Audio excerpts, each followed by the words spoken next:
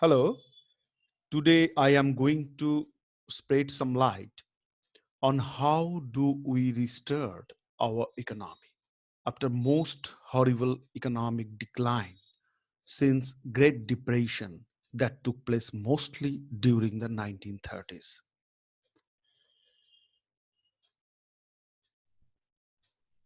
The Indian economy had already been showing symbols of suffering greatly before the entrance of the pandemic. Any efforts of stimulating the economy have become more complex as the sound effects of a lockdown have strengthened the downward pressure on the economy. It is known to us in the short run, the national income of a country is determined by consumption, investment, government expenditure, and net export, that is, export and import, that is the difference between the export and import. With the nations shutting down foreign trade in almost all goods and services, there is little hope for export driven growth now. So economic policy making must focus exclusively on the domestic front and control the country's huge labor potential to make momentous growth. The problem of our country facing today is for the effective demand, like in the 1930s depression. Government has announced an economic package near about 20 lakh crores for the economy. But its efficacy depends on the stimulation of demand. If this package goes to those people whose marginal propensity to consume is high, then effective demand will increase. It means if this amount of money, this is huge amount of money goes in favor of the poor people, poor working people, then effective demand will be increasing. And that would be beneficial for the economy. So, right policy mix is necessary, is very important. Is very important. The government can take some steps in this respect. The government might find it more favorable to work towards fiscal expansion led by expenditure in infrastructure development, both social and physical. Social means the foundational services that support the quality of the life of a nation. And physical means such as transportation network, roads, waste disposal, etc. No poverty can be brought about through expansion of employment guarantee schemes, such as the Mahatma Gandhi National Rural Employment Guarantee Act. Achievement of education for all provides another area of opportunity to expand government expenditure. With adequate focus on the primary and secondary levels of schooling, additional expenditure must be focused on the vocational training. Additional expenditure must be focused on vocational training. It is important.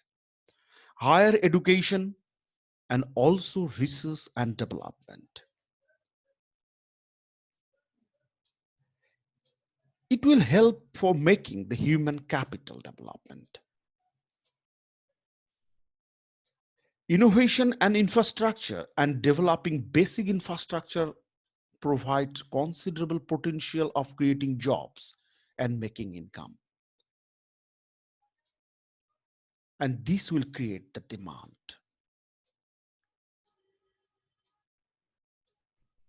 Employment opportunities closer to home should be given importance.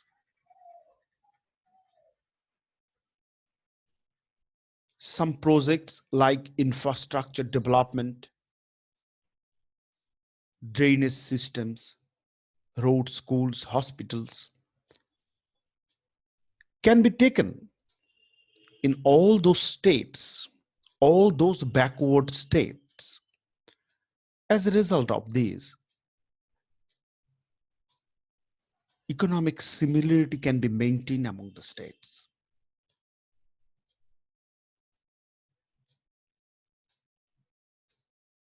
By investing in all those sectors, employment opportunity will emerge, and it has multiplier consequence on the income. As a result, economy will be better position, will be in better position. Undoubtedly, there are macroeconomic impacts of huge fiscal deficit. There is no doubt, But if developmental activities will be taken, then the matter will be solved. And developmental activities will create future demand. There is very little need of government expenditure when the economy runs smooth, when there is natural rate of unemployment, and economy is functioning healthy. At that time, government expenditure has little need. But when the economy is facing depression, recession,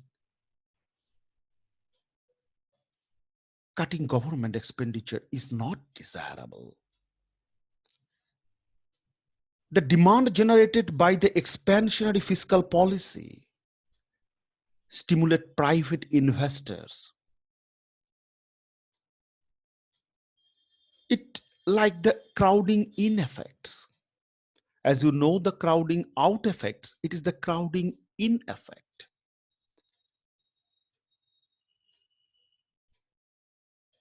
And there is time when monetary policy could complement fiscal policy. If we are giving fiscal stimulus,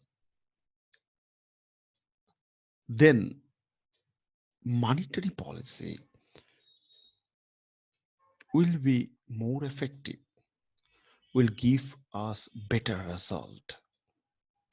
So now the situation is such, we should give fiscal stimulus to the economy. Now, look, the effective demand and measure of unemployment. What is effective demand and how the measure of unemployment is there?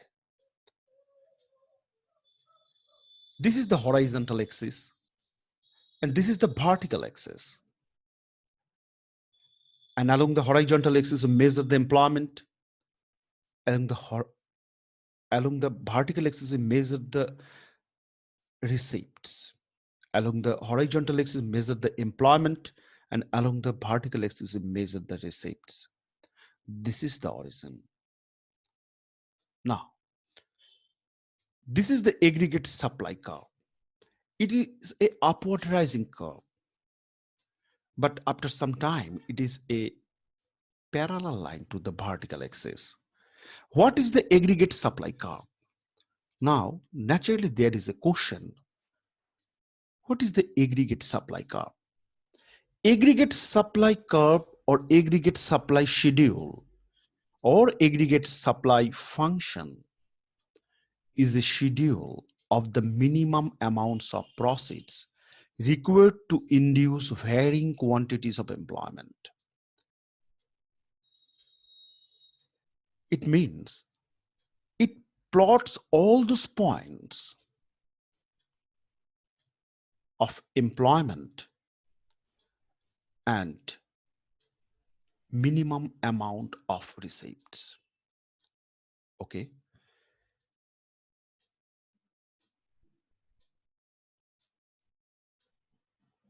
Now, this is the aggregate demand curve. What is the aggregate demand curve? Aggregate demand function or aggregate demand schedule or aggregate demand price is the amount of money or price which all entrepreneurs expect to receive from the sale of output produced by a given number of men employed. It means it represents all those points. Aggregate demand price represents all those points of expected receipts and employment. Now, this is the equilibrium point where the aggregate demand is equal with the aggregate supply. This is the LE. This is the LE, equilibrium employment. Equilibrium employment.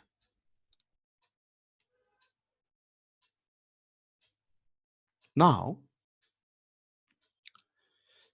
here, AB, the gap. The gap represents the difference between the aggregate demand and aggregate supply. And this amount, this gap will push the entrepreneurs to employ more. And they will stop their employment at the point LE, where aggregate demand is equal with the aggregate supply. Okay. Here look, the L1. Here look, the L1 is less than the LE. And as there is a gap, it will push the L1 towards the LE. Okay. It will push the L1 to LE, where aggregate demand is equal with the aggregate supply. Now, if aggregate demand shifts up, suppose aggregate demand has increased. How? If there is an increase in consumption, there is increase in investment, or there is an increase in government expenditure, then aggregate demand curve will shift from AD to AD1. And now this is the LF. It means the full employment. It represents the full employment. If there is an increase of aggregate demand further, then it will not increase the employment level or output level, only the price will increase. Okay, so what is the effective demand? Effective demand is a situation where the aggregate demand is equal with the aggregate supply. So now the situation is, in our country, there is a less effective demand. So this effective demand should be increased. And this can be done by shifting the aggregate demand curve up. And this shifting can be done by increasing the government expenditure, in developmental activities, so that it will create the employment, it will create the future demand, and there will be a multiplier effect, and income will increase.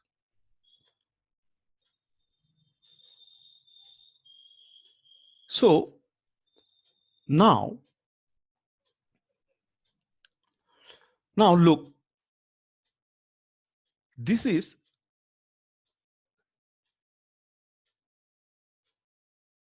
real output. We are measuring real output along the horizontal axis, and along the vertical axis we measure the interest rate. Okay, now this is the origin O, and this is the IS0 curve. This is the IS0 curve, investment savings curve. This represents the goods market equilibrium. This represents all those combinations that make the goods market in equilibrium. And this is the LM curve. And this is the LM curve, LM0. It represents all those combinations of real output and interest rate that make the money market equilibrium. And it represents all those combination of real output and interest rate that make the goods market in equilibrium. And this is the point where goods market and money markets both are in equilibrium. Both are in equilibrium. Okay. Now,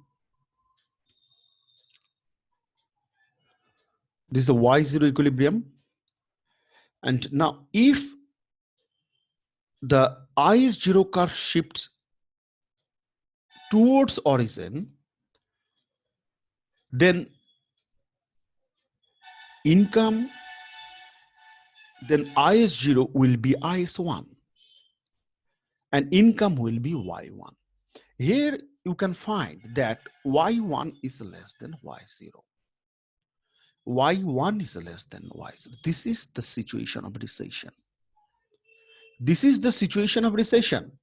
Decrease in consumer confidence, or decrease in business confidence, or investor confidence are the key factors behind the recession.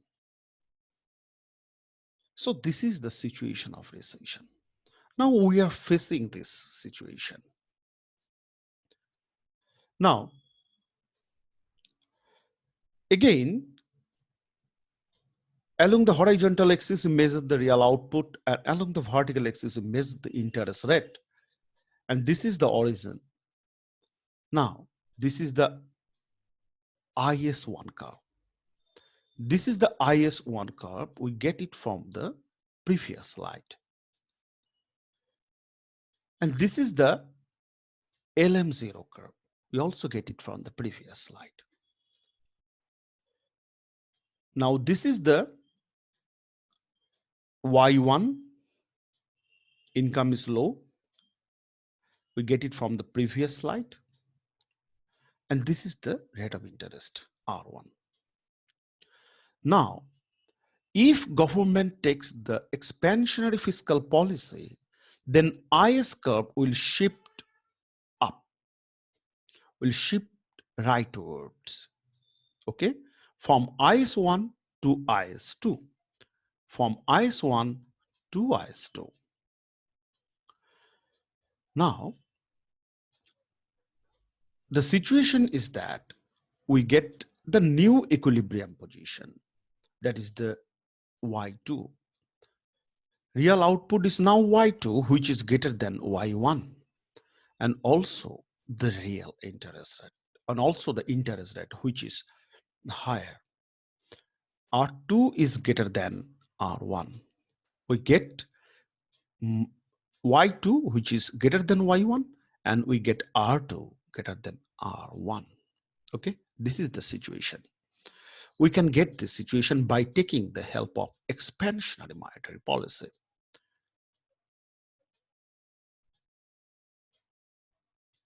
Now,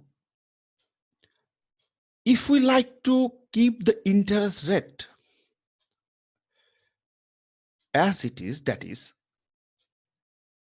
R1, we try to keep the rate of interest R1, we shift the LM curve, LM0 to rightwards, that is LM1, and there is a increase in output. There is an increase in output beyond Y2 and rate of interest is R1. So monetary policy after the fiscal policy will be able to provide fruitful result, will be able to provide fruitful result. And it will be more effective if we give the fiscal shock to the economy at the first stage. At the first stage, if we give the fiscal stimulus to the economy,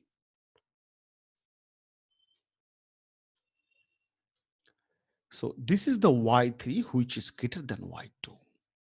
This is the Y3 which is greater than Y2. Now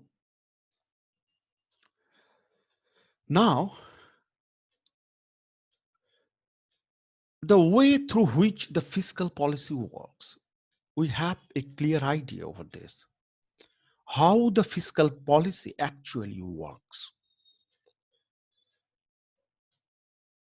Suppose there is an increase in government expenditure, it will increase the goods and services. Goods and services will increase if there is an increase in government expenditure. And this leads the increase in real output.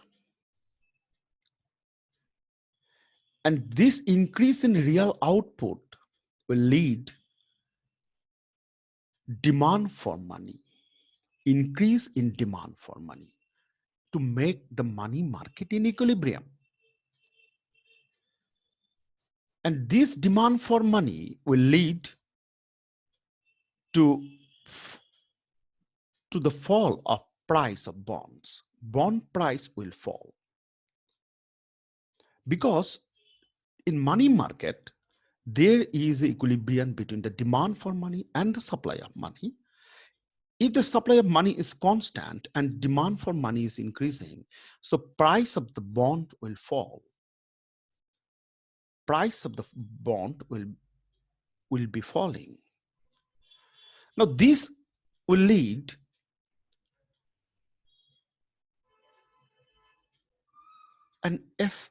this will have an effect on the interest rate, and as a result, interest rate increases.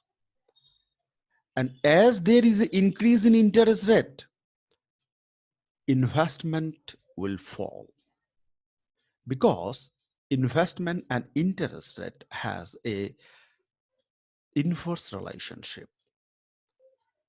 Okay, so there is a scope of increase in investment. As there is an increase in real output, investment will be increasing, and as a result of increase in interest rate, investment will be falling. So if it is higher than this, then there is a positive increase in the investment. Otherwise, investment will be falling. If it is less than, if investment, increase in investment for this increase in real output is less than the fall in investment, the rate of fall in investment, then there is a decrease in investment. So this is the fiscal policy. So this is the fiscal policy, okay? This is the fiscal policy. Now, the way through which the monetary policy works. If there is an increase in money supply, that is MS, it will lead to the increase in price of bonds. Because if there is an increase in money supply, to make the money market in equilibrium, money demand will increase, and money demand will increase if there is an increase in the price of bonds. Now, this will lead to the fall of rate of interest. Rate of interest will decrease. If there is an increase in the bond price, rate of interest will decrease.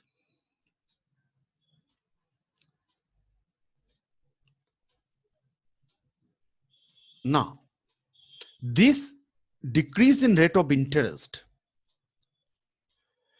will increase investment,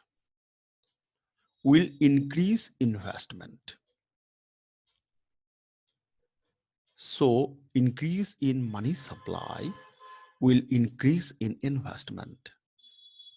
And this increase in investment will increase the goods and services,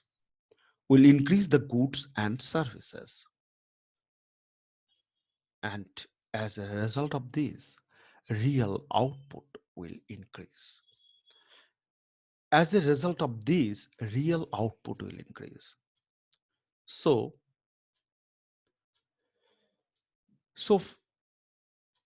in case of fiscal policy,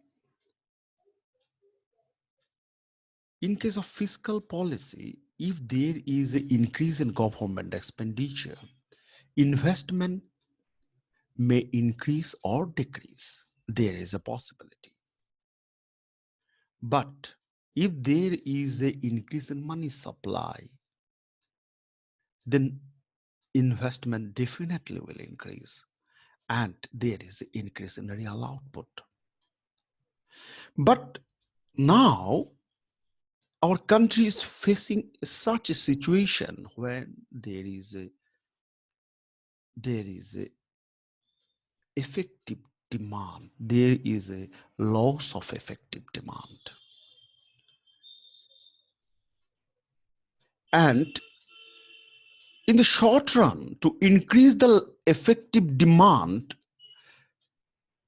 increase in government expenditure or expansionary fiscal policy will be very beneficial. And after this, the monetary policy will be effective. So this is the understanding how we should work. How should the economy move? And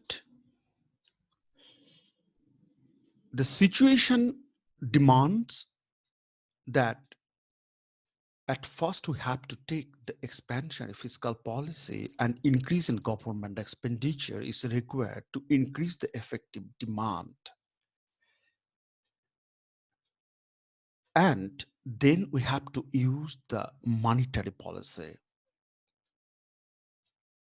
At first, we have to shift up the aggregate demand price or aggregate demand curve to upwards, and we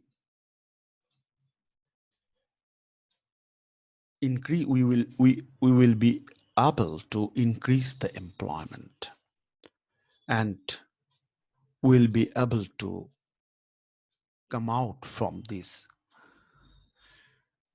recession. Thank you for enjoying this lecture.